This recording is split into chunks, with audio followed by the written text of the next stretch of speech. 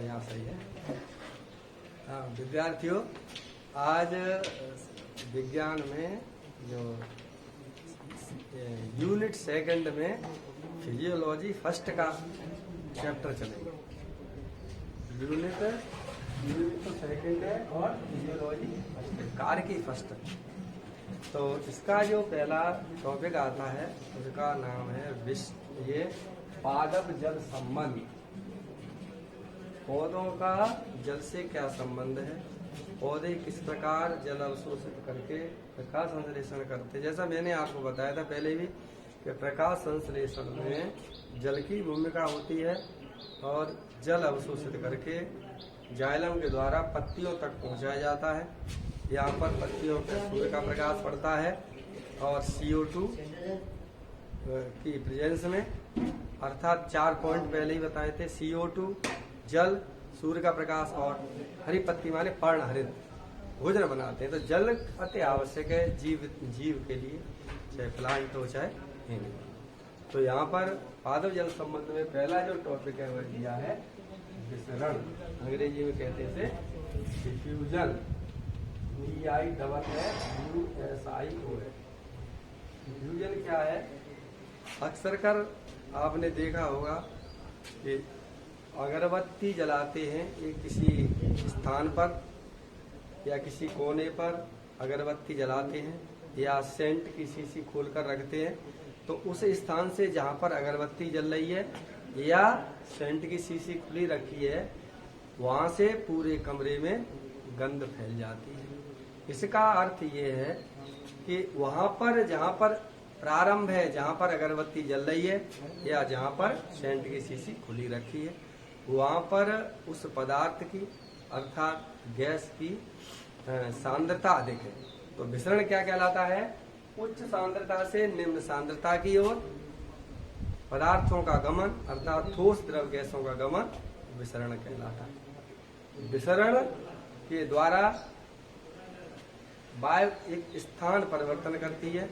यह ठोस द्रव गैस में विसरण होता रहता है, लेकिन इनका जो विसरण की दर है वह ठोस, द्रव और गैस में अलग अलग होती है।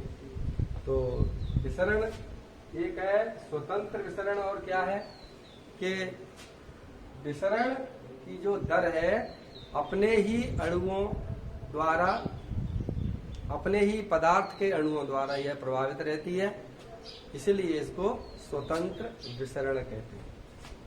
आगे वाला पॉइंट इसका विसरण का है कि विसरण को कौन से कारक प्रभावित करते हैं। तो ये टॉपिक यहाँ पर ये होता है।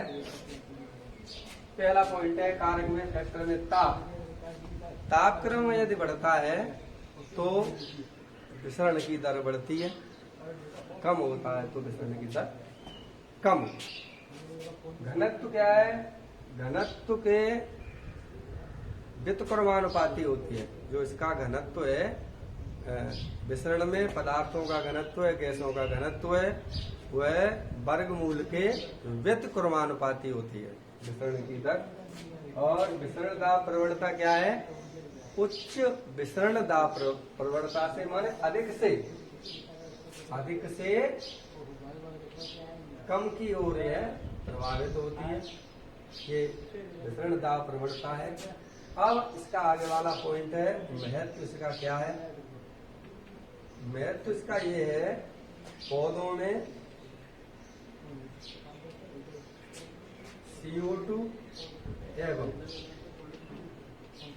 CO2 और O2 का विनिमय होता है, माने आदान प्रदान होता है।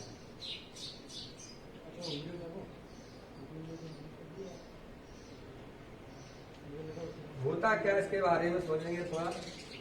पेड़ पौधे प्रकाश संश्लेषण में O2 का निर्माण करते हैं और O2 जब बनती है तो O2 की मात्रा पत्ती के पास अधिक होती है और पत्ती से दूर थोड़ी कम है, और इसलिए वह आगे की ओर गति करती है।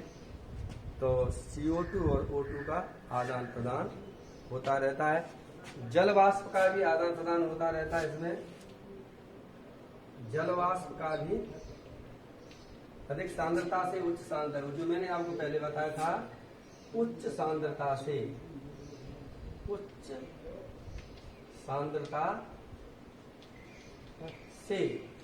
निम्न सांद्रता की ओर, निम्न सांद्रता की ओर गति होती है, यह विसरण कहलाती है। तो पौधों में महत्व है O2 और CO2 का विनिमय होता है, आदान प्रदान होता है, जहाँ पर अधिक मात्रा होती है वहां से कम मात्रा की ओर गति होती है। जलवाष्प भी अधिक सांद्रता से कम सांद्रता की ओर गति करती है, इसलिए विसरण का पौधों में महत्व होता है। ये टॉपिक पूरा होता है विसरण का। इसके बाद आगे वाला टॉपिक है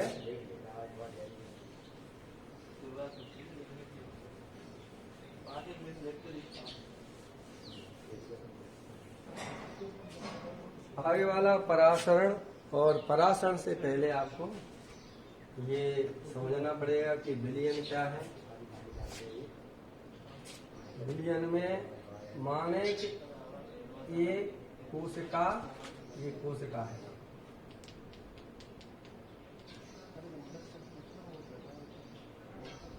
ये कोशिका है और ये द्रव पदार्थ में रखती है।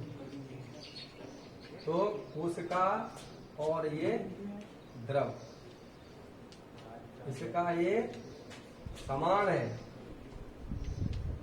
तो यह समपरासरी विलयन कहलाएगा।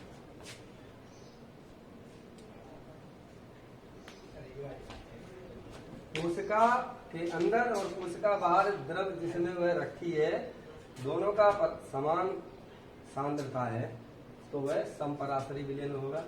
इसके बाद आगे दूसरा पॉइंट है इसमें, यदि ये कोशिका है और ये विलयन द्रव पदार्थ, तो इसका यदि कोशिका का कम है और बाहर वाले का अधिक है सांद्रता,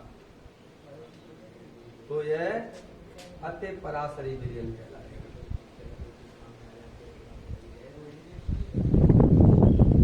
अति परासरी विलयन है।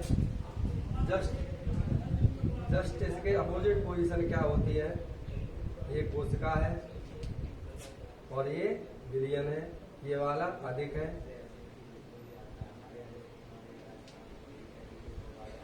अधिक, और ये वाली कम सांद्रता है, तो ये अल्प परासरी विलयन है।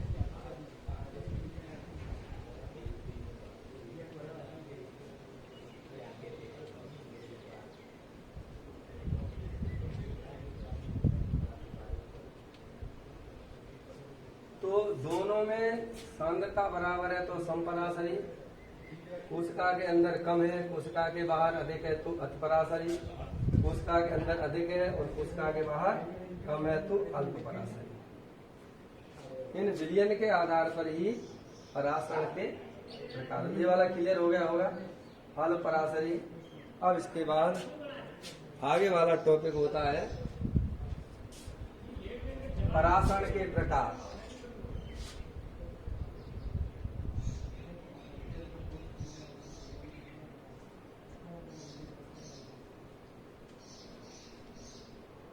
परासरण के प्रकार में पहला पॉइंट है अंतः परासरण।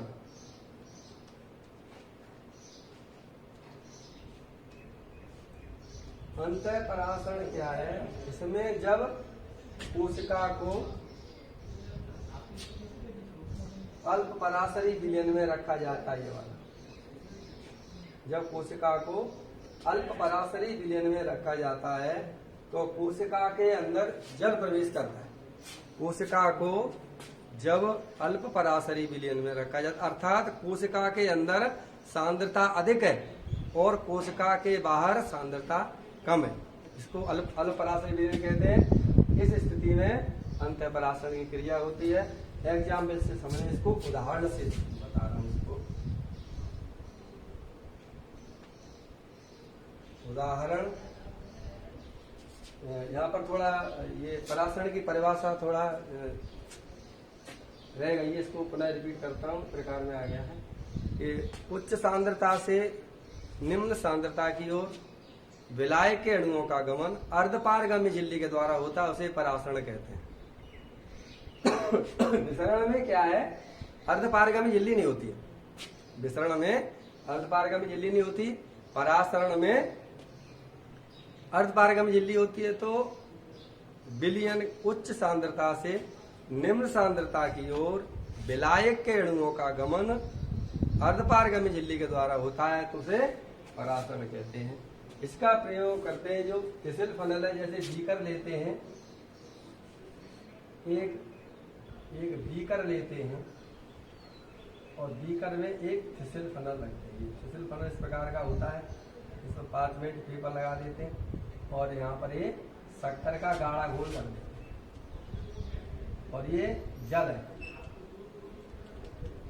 जल में रख देते हैं। ये जल है और ये शक्कर का गाढ़ा घोल है, शक्कर का घोल है।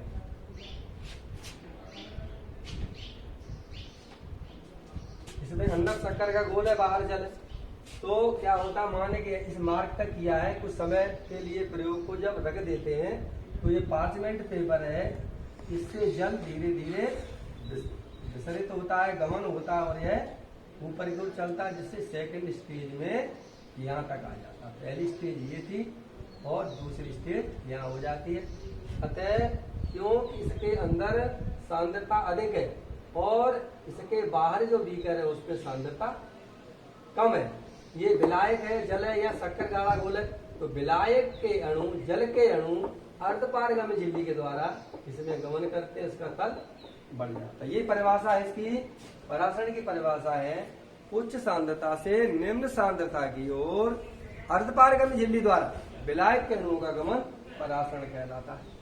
अब इसमें 2 पॉइंट बनते हैं, एक तो पारगम्यता क्या है, अपारगम्य क्या है, पारगम्य क्या है, अर्धपारगम्य क्या है।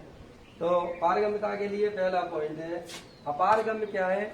कुछ झिल्लियां ऐसी होती हैं जो अपारगम्य होती हैं, जैसे पौधों की बाह्य परत उपत्वचा क्यूटिकल कहते हैं, ये पदार्थों को अंदर बाहर नहीं जाने देती, इसलिए इसको अपारगम्य कहते हैं।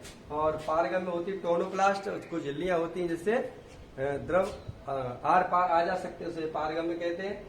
और अर्धपारगम्य झिल्ली है, आवश्यकता अनुसार उसको जैसे उसे आवश्यकता है तो आने देगी, अन्यथा नहीं आने देगी। तो ये इस प्रकार से होती है। तो ये परासरण मैंने आपको समझा दिया। अब यहाँ पर पुनः परासरण के प्रकार, परासरण को 2 भागों में बांटा गया है, एक है अंत्य परासरण और एक बाह्य। विलयन के आधार पर ये जो 2 विलयन है, इसी के आधार पर इसको रखा गया है। यदि कोशिका को अल्प परासरी विलयन में रखा जाता है, यदि कोशिका को अल्प परासरी विलयन में रखा जाता, माने कोशिका के अंदर की सांद्रता अधिक है और कोशिका के बाहर कम है, तो ऐसी स्थिति में जल अंदर प्रवेश करेगा कोशिका के। उदाहरण के लिए किशमिश को जल में रखते हैं,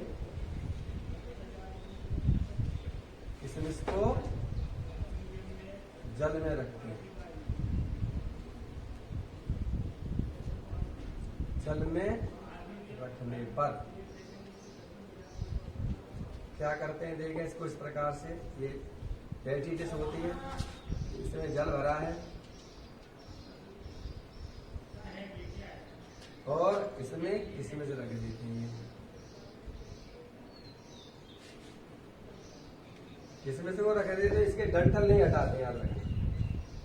ये किशमिश है और ये जल है।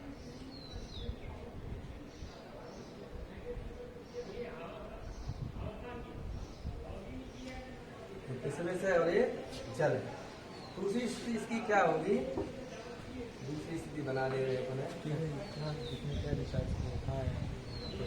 किशमिश का जो आकार बढ़ जाएगा इसका, देखते हैं, देखो इसको इसमें बड़ा बड़ा आकार की हो जाएगा। ये जल इसमें है, आकार